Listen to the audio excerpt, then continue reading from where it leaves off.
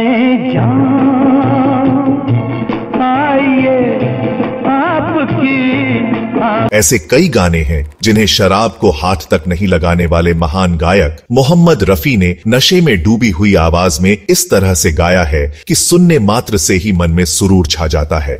दुनिया वालों शराब न समझो, आधी शताब्दी से भी अधिक समय गुजर जाने के बाद भी ये गाने आज भी उतने ही लोकप्रिय हैं जितना उस समय थे। लेने दो नाजुक होठों को, कुछ और नहीं है। आज मोहम्मद रफी के उस गाने की बात करने जा रहा हूँ। यह गाना गायकी की दुनिया में एक चमत्कार सरीखा है। इस गाने में जब संगीतकार रवि की धुन पर मोहम्मद रफी की नशीली आवाज में साहिर लुधियानवी की शायरी ढलती है तो सुनने वाला किसी और ही दुनिया में पहुंच जाता है। यह गाना पुरानी शराब की तरह है जिसका नशा समय के साथ बढ़ता ही जाता है। इस वीडियो में आपको इस गाने के बनने और इसे गाए जाने के बारे में दिलचस्प जानकारियां देने जा रहा हूँ। इस वीडियो में जानेंगे कि आखिर क्यों इस गाने की धुन 3 बार बनाई गई और मोहम्मद रफी ने इस गाने की रिकॉर्डिंग के समय गायकी का ऐसा कमाल दिखाया कि अभिनेता राजकुमार और संगीतकार रवि भौंचक्के रह गए थे। तो आप बने रहिए हमारे साथ।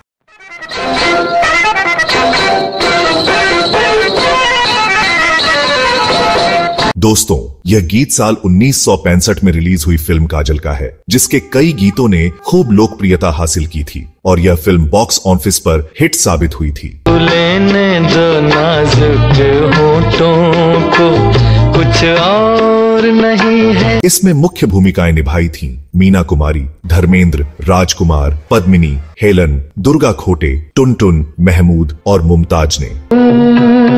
अगर खुल के बिखर जाए तो।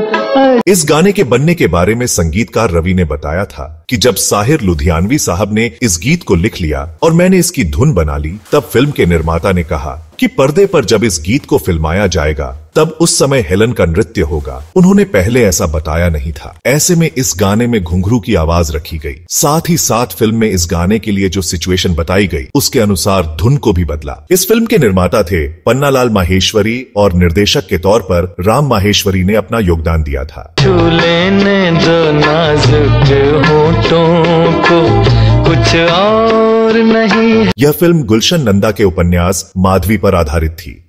और पिला दो भंग में आया देख के ऐसा रंग के दिल मेरा डोला। रवि साहब ने बताया कि जब इस गाने की रिकॉर्डिंग हो रही थी तब फिल्म के हीरो राजकुमार भी वहां थे। उन पर ही यह गाना फिल्माया जाने वाला था। जब रफी साहब इस गाने को गा रहे थे तब उन्होंने कहा कि पर्दे पर तो मैं नशे में रहूंगा और नशे में इस गाने को गाऊंगा। आप इस तरह से समझिए कि मैं नशे में हूं और इस गाने को गा रहा हूं।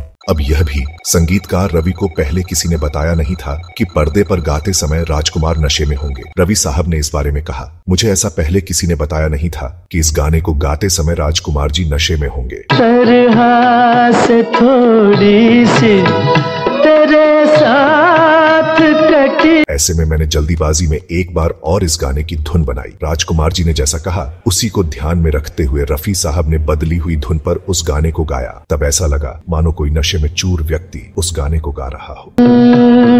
अगर खुल के बिखर जाए तो।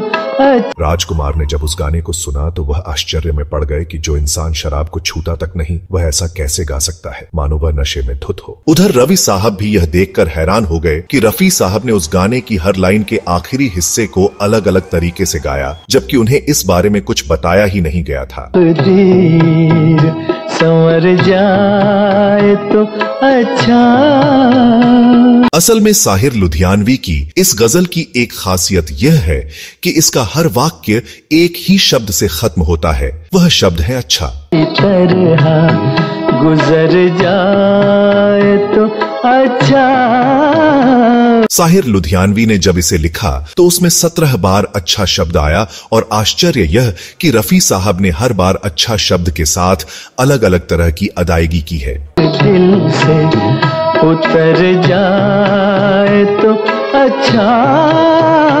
जब रवि साहब ने इस गीत की धुन बनाई थी तो उन्हें ऐसा लगा कि इस गाने की लाइनों में कुछ कमी है, कहीं ना कहीं कुछ छूट रहा है, कुछ अटक रहा है। संगीतकार रवि ने साहिर लुधियानवी साहब से कहा कि साहिर साहब, यह जो आपने लिखा है, ये जुल्फ अगर खुल के बिखर जाए तो अच्छा। अगर इसे यूं कर दिया जाए कि ये जुल्फ अगर खुल के बिखर जाए तो अच्छा हो, इस रात की तकदीर संवर जाए तो अच्छा हो। जो लोग साहिर साहब को जानते हैं वह यह भी जानते होंगे कि उन्हें अपनी शायरी में किसी भी तरह का बदलाव मंजूर नहीं था। जो लिख दिया वह लिख दिया। एक बार का वाकया है कि लता मंगेशकर साहिर साहब के लिखे एक गीत को गा रही थी। तब वह एक शब्द पर बार बार अटक रही थी। तब लता मंगेशकर जी ने साहिर साहब से कहा कि उस शब्द को बदल कर कोई और शब्द कर दे। इस पर साहिर साहब आपे से बाहर हो गए और कहा कि आपका काम केवल गाना है, जो लिखा है वही गाना पड़ेगा। यह देखना पढ़े लिखे लोगों का काम है कि गाने में क्या लिखना है, क्या नहीं लिखना है। इस बात को लेकर उनका लता मंगेशकर से ऐसा झगड़ा हुआ कि दोनों ने एक साथ काम नहीं करने की कसम खा ली थी। इस बारे में एक वीडियो हमने अपने चैनल पर प्रसारित किया है, जिसे आप यहाँ ऊपर दिए हुए आई बटन पर क्लिक करके देख सकते हैं। अब जब संगीतकार रवि साहब ने साहिर साहब से गाने के बोल में थोड़ा बदलाव करने को कहा तो साहिर साहब ने फौरन कहा, बिल्कुल नहीं, गाने के बोल में अगर बदलाव किया गया तो वह मीटर से बाहर हो जाएगा। आपको धुन तो इसी पर बनानी पड़ेगी। बहरहाल रवि साहब ने दोबारा धुन बनाने की कोशिश की, लेकिन इस बार भी उन्हें हर बार लाइन को अच्छा शब्द से खत्म किया जाना खटक रहा था। उतर जाए तो अच्छा।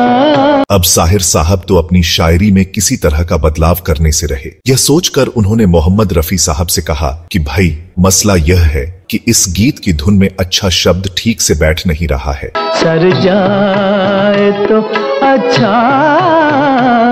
मैंने तो धुन बना दी है, अब आपको देखना है कि इसको किस तरह से पेश किया जाए। यह सुनकर रफी साहब हल्के से मुस्कुराए और संगीतकार से कहा कि आप मुझ पर छोड़ दीजिए। इसके बाद रफी साहब ने इस गाने को जिस तरह से गाया, उसे सुनकर रवि साहब तो वाकई रफी साहब के कायल हो गए। संगीतकार रवि साहब ने जब रफी साहब से इस गाने को सुना तो वह हैरान हो गए। जुल्फ अगर खुल के बिखर जाए तो। उन्होंने रफी साहब से कहा कि रफी साहब, आपने तो कमाल कर दिया। मैं तो सोच भी नहीं सकता था कि यह गाना इतना खूबसूरत हो सकता है। सबसे बड़ी बात यह कि आपने अच्छा शब्द को जितनी अच्छाई के साथ उजागर किया, वह तो काबिले तारीफ है। गुजर जाए तो अच्छा। तो दोस्तों, अगर आपने इस गाने को ध्यान से नहीं सुना है तो पूरे गाने को ध्यान से सुनिए और रफी साहब की गायकी का आनंद लीजिए। कॉपीराइट कानून के कारण हम इस गाने को पूरा नहीं सुना सकते। अगर खुल के बिखर जाए तो। डिस्क्रिप्शन में इस गाने के लिंक दिए हुए हैं, जहां जाकर आप पूरे गाने को सुन सकते हैं। तो दोस्तों, आप इस गाने के बारे में क्या कहना चाहते हैं? आपकी जानकारी में इस तरह के और कौन से गाने हैं जिनमें एक ही शब्द बार बार आए हैं और जिन्हें हर बार अलग अलग तरीके से गाया गया हो? इस वीडियो में बस इतना ही। ये वीडियो आपको कैसा लगा जरूर बताएं। अगले वीडियो में मैं फिर फिल्मों, गीतों और फिल्मी हस्तियों के बारे में जानी अनजानी जानकारियां लेकर हाजिर हो जाऊंगा। तब तक के लिए नमस्कार।